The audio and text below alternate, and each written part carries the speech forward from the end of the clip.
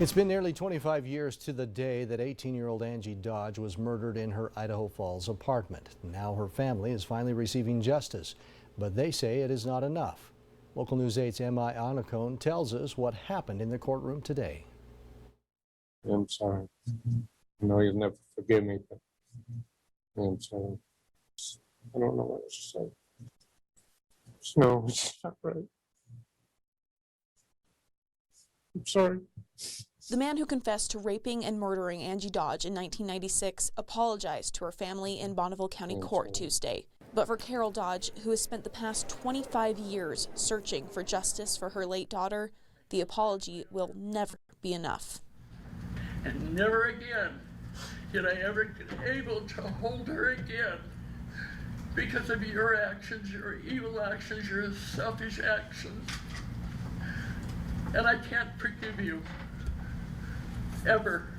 With his family behind him, Brian Dripps was sentenced to 20 years to life after reaching a plea agreement with prosecutors. Angie's family, sitting a few feet away from Dripps, said that sentence falls tremendously short. Let Angie finally have a place at the table and not on the floor.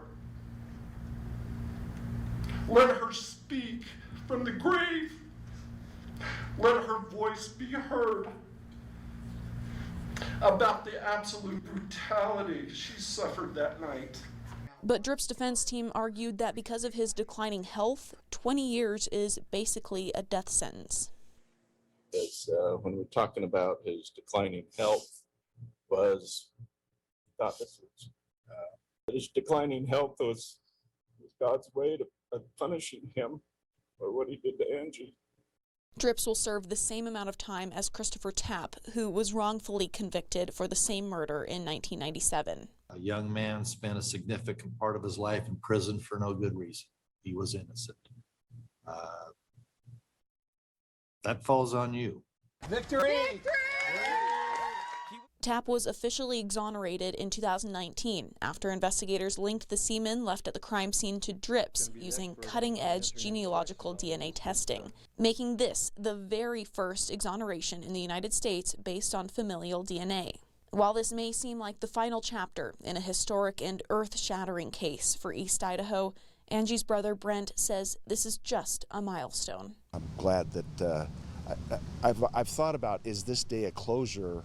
And I wouldn't say that it's closure because, as Todd described, there's still a lot of chaos. Angie Dodge's brother said he is thankful for the investigators who stayed with this case until the very end.